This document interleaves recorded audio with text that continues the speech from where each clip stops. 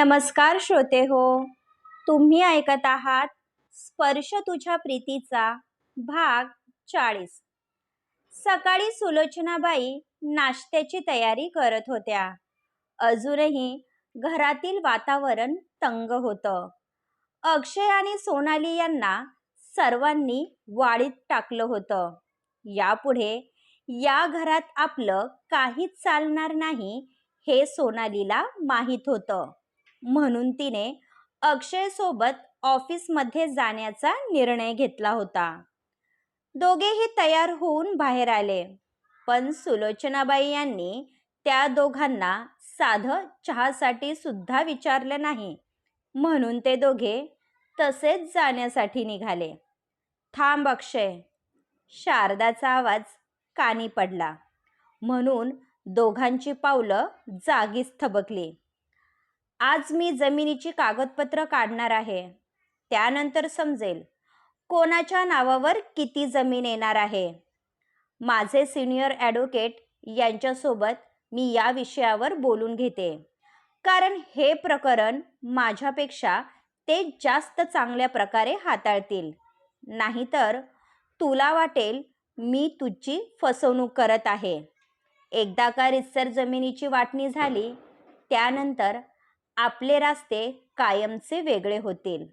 शारदाने आपल्या वकिली भाषेत त्याला समजावलं, पण यामुळे अक्षय घाबरला होता. मला कोर्टाची पायरी चढायची नाही, मला फक्त माझा हिस्सा हवा आहे. अक्षय अजूनही आपल्या निर्णयावर ठाम होता.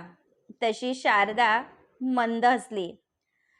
तू 25 एकरची डिमांड केली आहे, जे शक्य नाही. त्यामुळे उद्या जाऊन तुला असं वाटायला नको की तुझ्या भावाने तुझ्यावर अन्याय केला आहे. त्यामुळे आपल्याला ही प्रोसिजर करावी लागेल. पुढे जाऊन कोणी माझ्या नवऱ्यावर बोट दाखवलेलं मला सहन होणार नाही, शारदा म्हणाली. तसे अक्षय आणि सोनाली खाली मान घालून निघून गेले. तशा सुलोचनाबाई पुढे आल्या. या संकटापासून तारण्यासाठी देवाने तुला माझ्या मुलाच्या आयुष्यात धाडलं आहे. तू असताना मला कसली फिकीर नाही. माझी खात्री आहे तू प्रल्हादला या संकटातून बाहेर काढशील. सुलोचनाबाई यांनी मनोमन तिला खूप सारे आशीर्वाद दिले. मी यांना बोलावून आणते. रात्री ते उशिरा झोपले होते, म्हणून मी उठवलं नाही. तुम्ही पण अजिबात काळजी करू नका, सर्व काही ठीक होईल. शारदाने त्यांना धीर दिला. तशी अनु आपली कॉलेजची बॅग सावरत बाहेर आली. येते आई. अनुचा चेहरा उतरला होता. आईनी किती वेळा सांगितलं आहे, उपाशीपोटी बाहेर पडायचं नाही. आधी काहीतरी खाऊन घे आणि टिफिन घेतल्याशिवाय अजिबात जायचं नाही. तुझी एक्झाम जवळ आली आहे, त्यामुळे तुझा फोकस स्टडीमध्ये असायला हवा, शारदा म्हणाली. अनुने हो मध्ये मान हलवली व स्वयंपाकघरात निघून गेली. आपल्या पतीच्या निधनानंतर सुलोचनाबाई यांनी आपल्या घराला प्रेमाच्या धाग्यात बांधून ठेवलं होतं.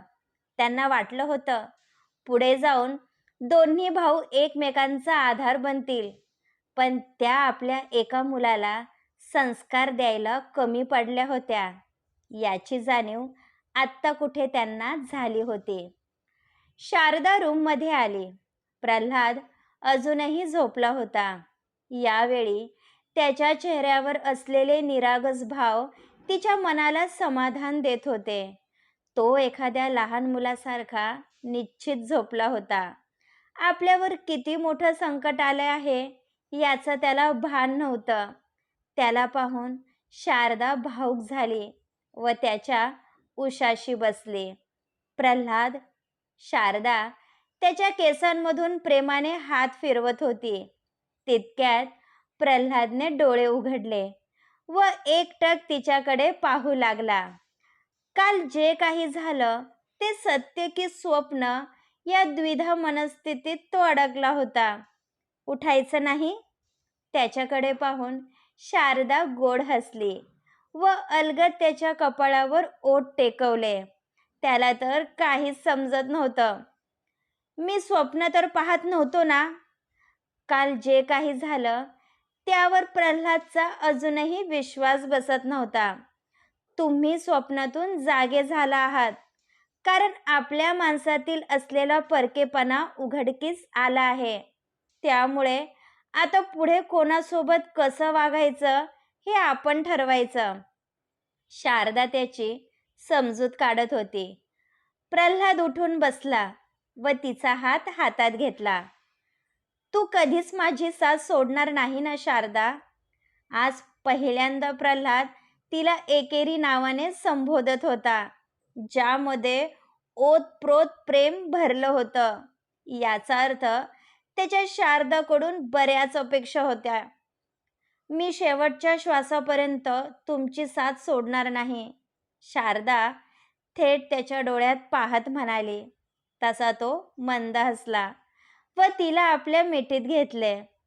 त्याचा शारदावर पूर्ण विश्वास होता आणि याच विश्वासाच्या जोरावर तो प्रत्येक संकटाला सामोरे जाण्यासाठी सज्ज झाला होता. अक्षय आणि सोनाली चांगलेच टेन्शनमध्ये आले होते.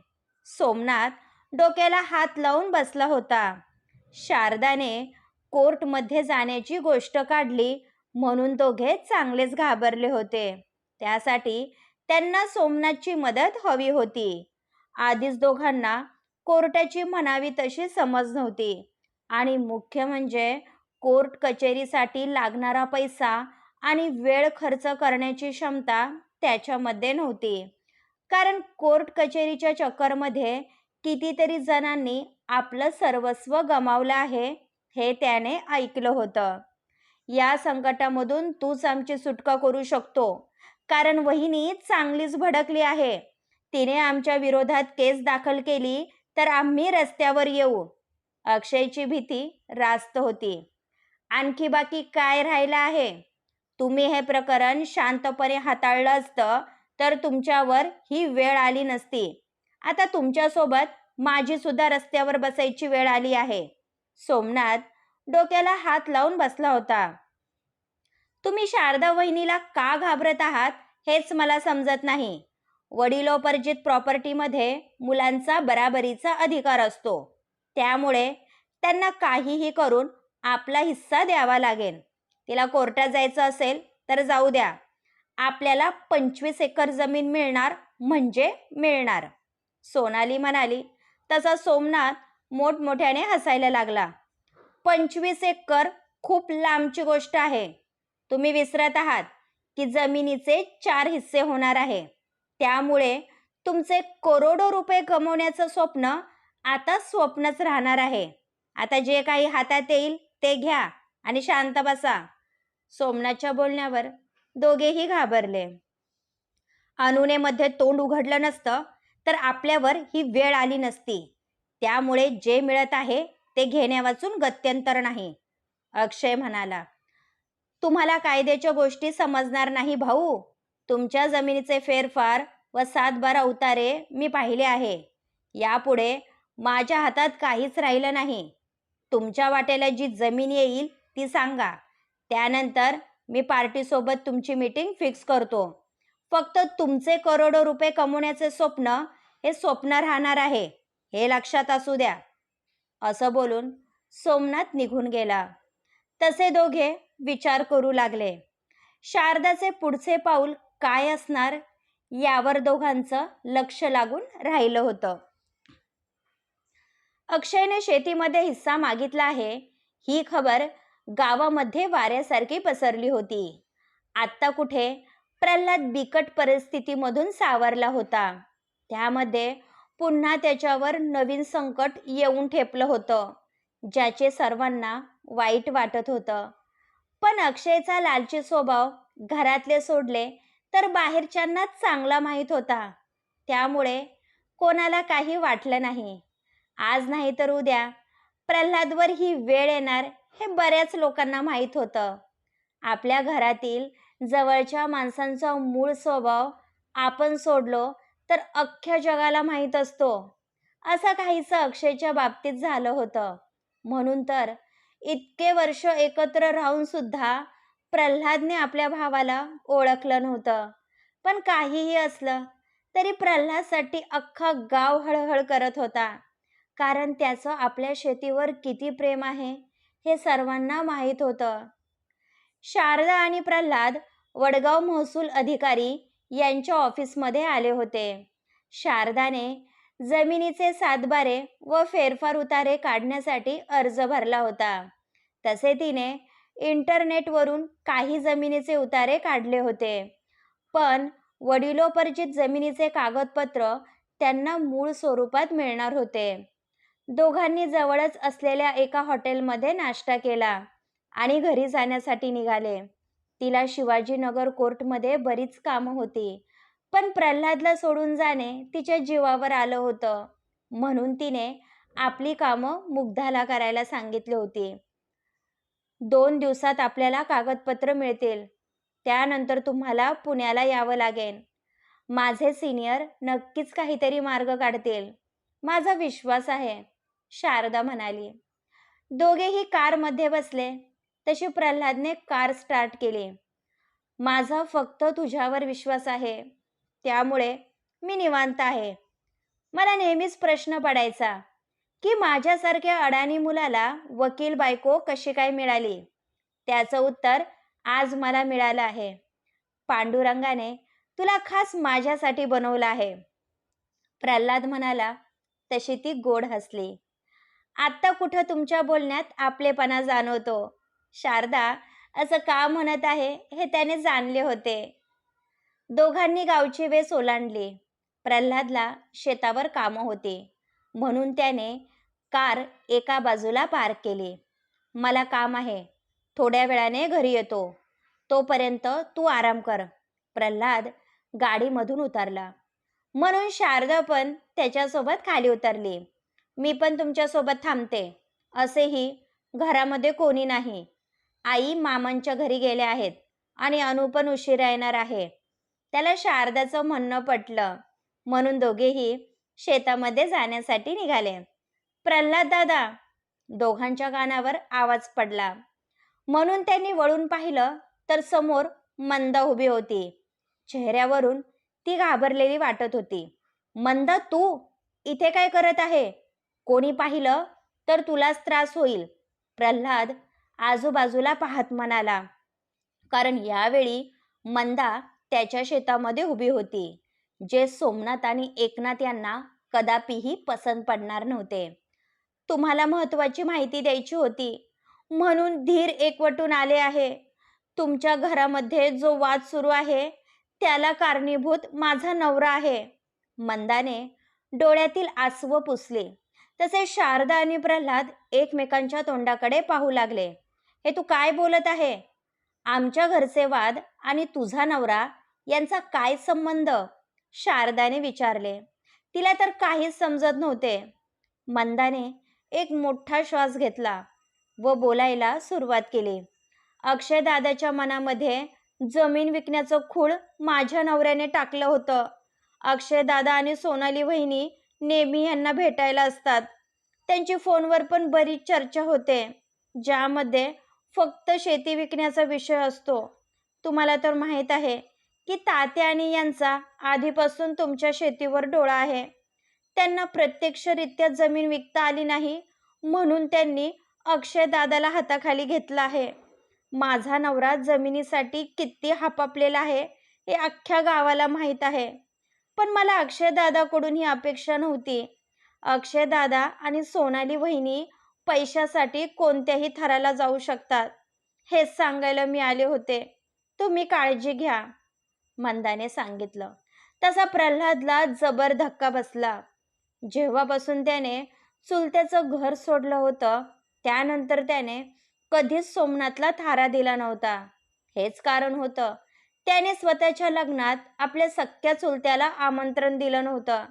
कारण त्याच्या डोक्यात आधीपासून सोमनाथविषयी राग होता. कारण सोमनाथने पैशाच्या हव्यासापोटी बऱ्याच शेतकऱ्यांचं आयुष्य उद्ध्वस्त केलं होतं. त्यात आपला शिकलेला भाऊ अशा माणसाच्या बोलण्यात येतो हे त्याच्या कल्पनेपलीकडे होतं. आधी तू घरी जा. आपल्यामध्ये जे काही बोलणं झालं ते कोणालाही सांगू नको, प्रल्हाद म्हणाला. मंदाने हातामध्ये असलेली भाजीची पिशवी सावरली आणि निघून गेली. या विषयावर अक्षय सोबत काहीही बोलू नका, कारण यावेळी तो काहीही ऐकण्याच्या मनस्थितीत नाही. उगाच घरामध्ये वाद झाले तर याचा परिणाम आईंच्या तब्येतीवर होईल. शारदाने त्याला समजावून सांगितलं. मला वाटलं होतं की माझा भाऊ शिकलेला आहे, त्यामुळे त्याला माणसं ओळखता येत असतील, पण ज्या माणसाच्या अंगात आधीपासून वाईट गुण आहे त्याला समोरच्या माणसाचा तोच गुण खेचणार. सोमनाथ आणि अक्षयचं तसंच झालं आहे, पण मी त्या सोमनाथला सोडणार नाही. त्याने माझ्या घराची शांतता भंग केली आहे. आम्हा भावांमध्ये फूट पाडण्याचा प्रयत्न केला आहे. प्रल्हाद चांगला चिडला होता. तुम्ही आधी शांत व्हा पाहू. अक्षयला समजावून सांगण्यात अर्थ नाही, कारण तो आपल्या निर्णयावर ठाम आहे. आणि राहिला प्रश्न सोमनाथचा, तर आपलं नाणं खोटं असेल तर समोरच्याला बोलून उपयोग नाही. एकदा का कायदेशीर बाबींची पूर्तता झाली त्यानंतर अक्षयकडून जमीन कशी घ्यायची ते मी पाहून घेईल. तुम्ही स्वतःला त्रास करून घेऊ नका. यावेळी शारदाला फक्त प्रल्हादची काळजी होती. तिच्या बोलण्याने त्याला धीर मिळाला होता. रात्री संपूर्ण फॅमिली शांतपणे जेवण करत होती. रोज बाहेरचे 3 वेळ जेवण करणे अक्षय आणि सोनालीला परवडणार नव्हतं, त्यामुळे ते पण जेवण करण्यासाठी आले होते. सुलोचनाबाई यांची तर त्या दोघांचा चेहरा सुद्धा पाहण्याची इच्छा नव्हती, पण ते म्हणतात ना, आपलेच दात आणि आपलेच ओठ, त्यामुळे त्यांचा नाईलाज झाला होता. असाही एकदा का जमिनीचा सोक्षमोक्ष लागला त्यानंतर ते अक्षय आणि सोनालीला 1 मिनिटही या घरामध्ये थांबू देणार नव्हते. पुढच्या आठवड्यात माझी एक्झाम सुरू होणार आहे. तू बघशील दादा, यावेळी मी फर्स्ट क्लास मिळून दाखवणार आहे. शेवटी अनुने शांततेचा भंग केला. ही तर चांगली गोष्ट आहे. तू मन लावून अभ्यास कर. यावेळी तू चांगल्या मार्काने पास झाली तर तू मागशील ते तुला मिळेल, प्रल्हाद म्हणाला. तशी तिच्या चेहऱ्यावर भली मोठी स्माईल आली. पहा वहिनी, दादाने शब्द दिला आहे, जे मागेल ते द्यावं लागणार. मी काहीही मागू शकते हा, अनु हसत म्हणाली. काय ग पोरी, आत्ताच तर तुझ्या दादा आणि वहिनीने तुला गाडी घेऊन दिली आहे, अजून काय हवंय तुला? सुलोचनाबाई यांनी तिला दटावलं. तशी अनु हसायला लागली. मला ना छोटूसं गोलूमोलू बाळ हवं आहे. माझं घरामध्ये अजिबात मन लागत नाही. घरात बाळ असेल तर त्याच्यासोबत खेळता तरी येईल. माझी पण अत्तू होण्याची इच्छा आहे.